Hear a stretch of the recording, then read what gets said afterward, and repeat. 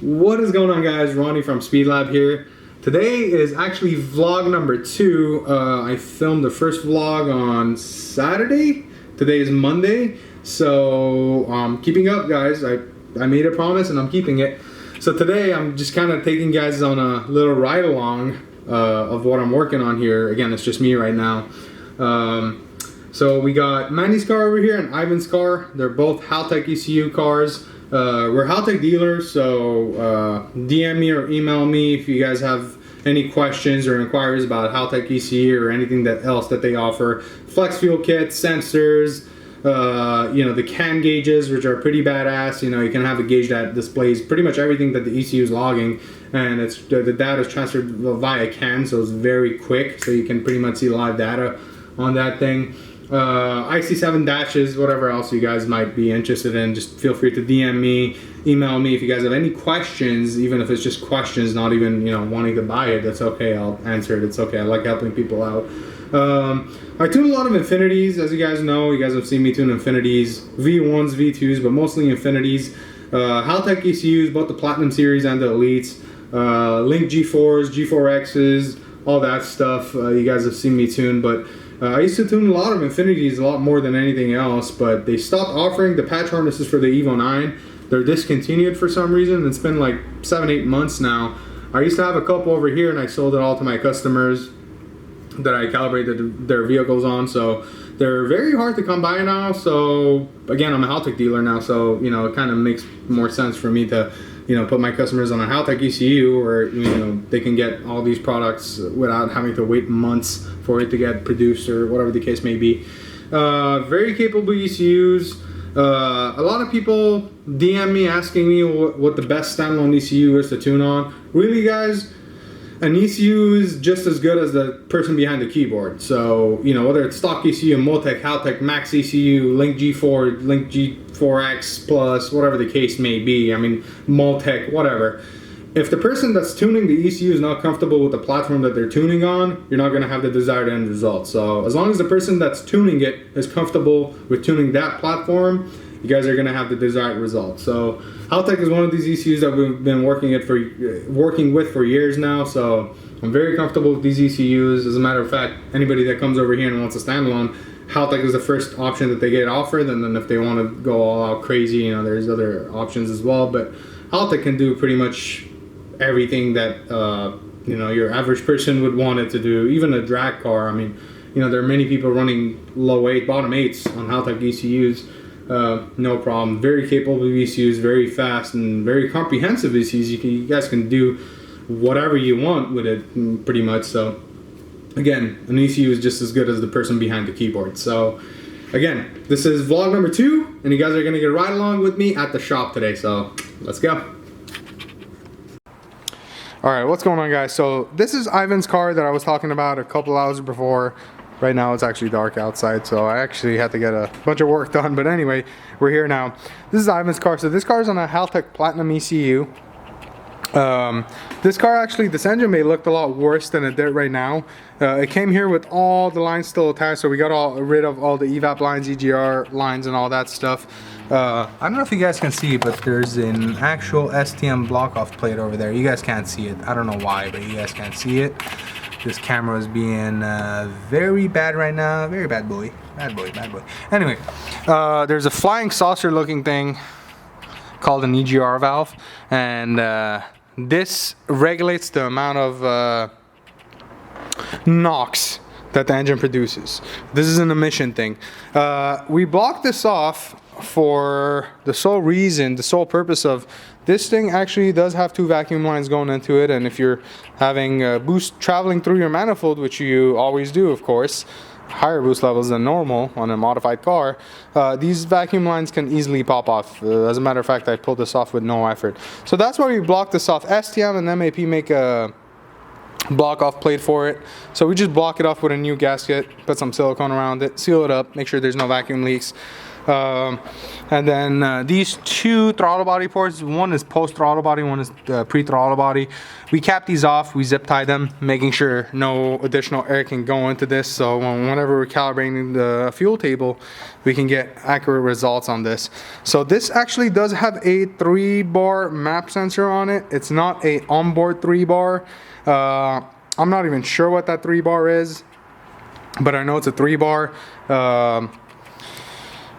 So guys, how that works is whenever you hear of like a 3-bar or a 4-bar map sensor, a map sensor means manifold absolute pressure sensor. So if you hear of a 3-bar map sensor, you're hearing of, so every bar is 14.7 psi.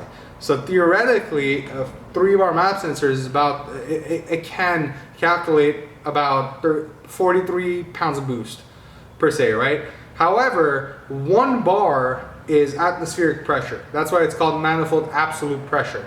If it was called an MGP sensor, or manifold grand pressure gauge pressure, essentially, the 14.7 psi would actually be boost. However, a 4-bar or a 3-bar map sensor is calculating 14.7 pounds of atmospheric pressure. So it's essentially like a barometric pressure sensor, but it's really not. I don't know how to explain it, but a 3-bar will really act like a 2-bar map sensor. A 4-bar will act like a 3-bar map sensor, and a 5-bar will act like a 4-bar map sensor, but it'll actually measure 4-bar boost. So 4 times 14.7, which is about 58 pounds of boost. So when you hear of a 4-bar map sensor, it can measure 43 pounds of boost, not 58 pounds of boost. I hope that makes sense. That's why it's called manifold absolute pressure. It's the absolute pressure that the engine's measuring, or the ECU is measuring per se. So 1 bar is one atmosphere essentially, and then the other bars are the pressure that's going inside the engine. I hope that makes sense. If it doesn't, drop a comment. I'll explain more in detail. But anyway, that's that. This is a stock block Evo 9. It has ARP 2000 head studs, 272 Calford HKS cams. I'm not really sure. It does have a adjustable cam gear over here on the exhaust side. On the Myvex side, on the intake side, you can't adjust it, so there's no adjustable cam gear over there. You can dial this in as a tuner to bring on the power whenever, you know, if you want to bring it on earlier, or if you want to hit it a little bit later, you can dial it in a couple degrees. I usually tend to leave these cams alone. Most cams, to be honest with you guys, I leave them alone. These gears are great for dialing in actual, like degreeing actual cams whenever you're assembling an engine, to make sure that the advertised duration is actually the duration, or the advertised lift and everything is the actual lift and duration that you're getting on an engine that you're assembling. But anyway, this is a stock short block, so it still does have balance shafts. Evo 8s and 9s, as most of you guys know, does have a balance shaft and a counterbalance shaft, so there's a belt rotating those. It's a couple pounds of rotational mass that I usually like to get rid of whenever I'm building these engines. So usually they go, balance shaft bearings get flipped, so the oil pressure gets blocked off, so it's not feeding down onto nothing, basically. But this is a very nice setup. This has a Gonzivo Motorsports forward-facing 6266 V-band precision turbo kit. It does have 2 wastegates, so this is technically a twin scroll on a V-band. This is a very, very nice setup. As you guys can see, top and bottom ports are hooked up on this wastegate, so we have to be very careful when we're dialing this in. This car is on a flex fuel sensor. This is on a Haltech Platinum series, like I said. So we're gonna dial this car in on pump gas, and then we're gonna increase the ethanol content as we go, and then pump E85 is gonna be our end goal, or what we end up with eventually.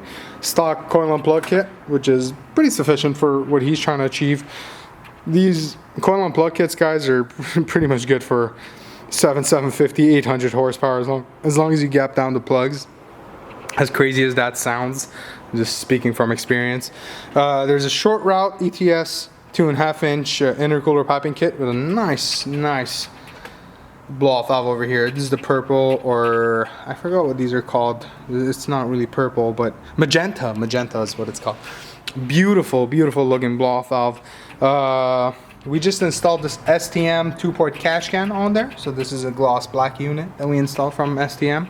one of the ports is blocked off, you can actually go ahead and scavenge one port from the balance shaft inspection port. This car did not have a catch can, so these two ports are more than sufficient for this setup on a stock motor. This motor is not gonna have a lot of blow by compared to a built motor, obviously, because the piston ring end gaps and the actual pistons and everything, the expansion rate is much lower than an actual aftermarket forged piston, and the ring gaps are a lot tighter.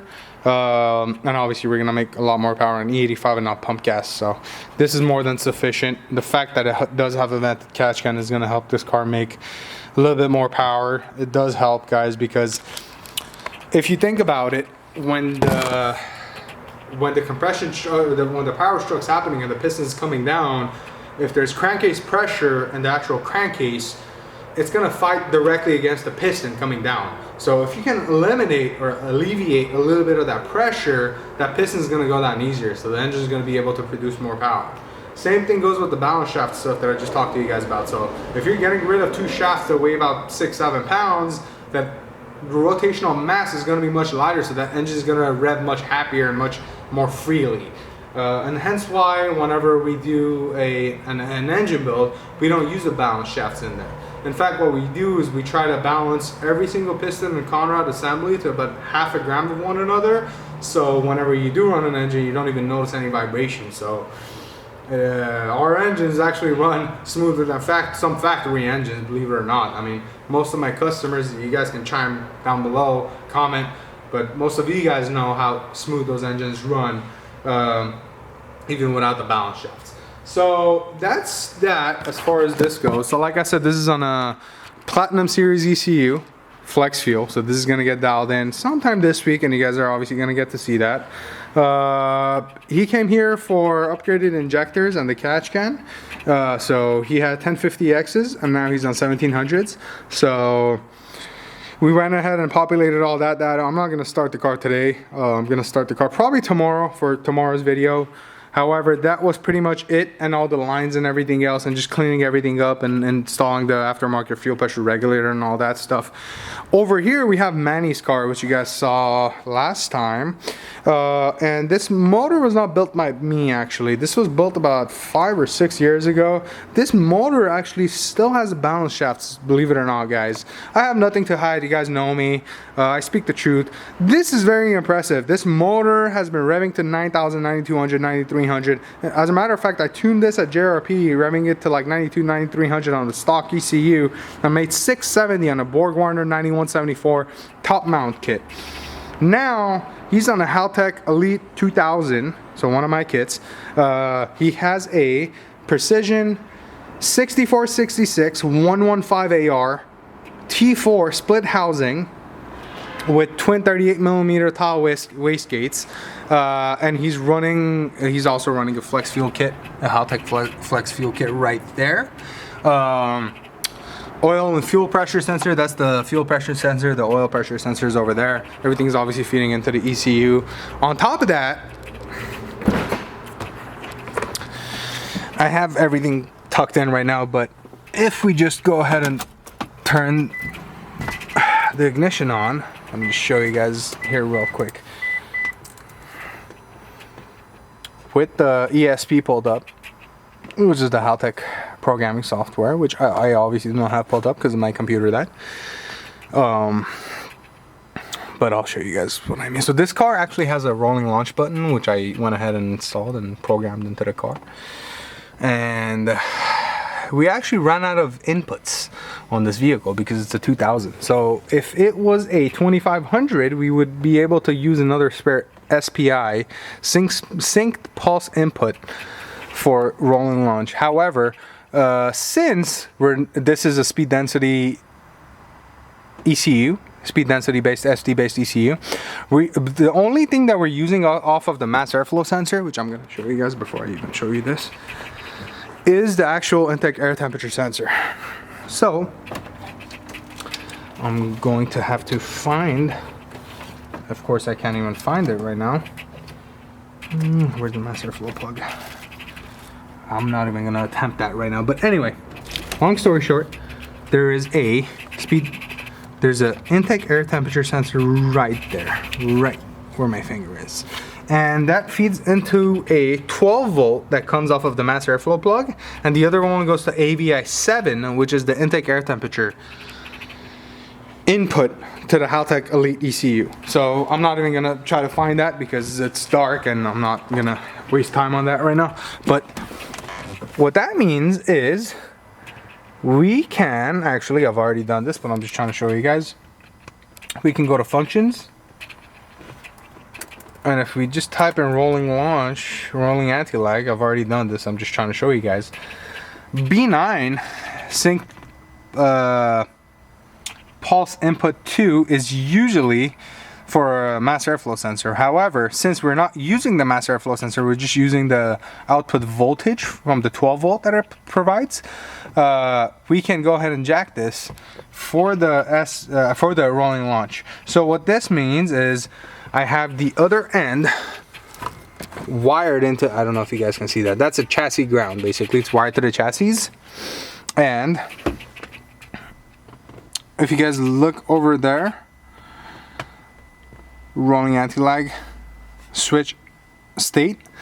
If I press this, right? If I press this, if you guys look at that, from disabled, it'll go to enabled. You guys see that? So what that means is every time Manny presses on that, in Mexico, of course, we're going to have a table that's going to be populated, and there's this determined amount of target boost level that every time he holds that down, there's going to be a target boost level, and we're going to start subtracting timing from actual main ignition table to achieve that desired boost. And what that does is you'll have a minimum RPM, so there'll be a sample RPM. So for instance, let's say 4,500 RPM. Whenever you hold that down, it's going to sample it at 4,500 RPM, and it's going to start pulling back timing. It's going to retard the ignition timing until you build enough boost, until you get to your desired boost level, and whenever you let it go, it's like a slingshot effect, so the car will just squat and go.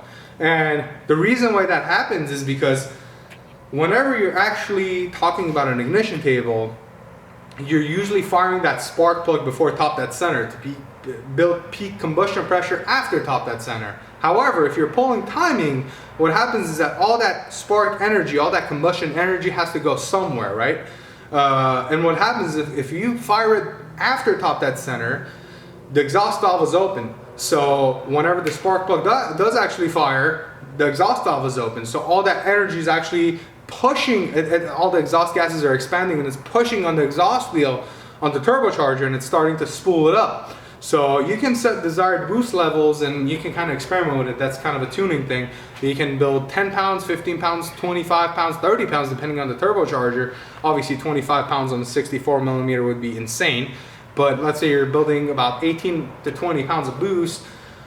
As soon as you reach that boost level, it's going to start riding on that actual ignition timing that you have. And whenever you let go of that sample RPM, which is the button, the car is going to just squat and just dead nuts just start going. So it's kind of a slingshot effect. I'm going to try to get you guys a video of that. Obviously we have that enabled on this car, so this is going to go on the dyno, and we're going to calibrate all that stuff, and I'm going to try to get you guys a video of that. That's pretty much all we're doing today. I had a lot to do this morning. Tomorrow morning I have to ship a lot of stuff out for a couple of customers, and yeah, I just got word from the dyno today, guys, and the next month. So probably before December 25th, we're gonna have a dyno here.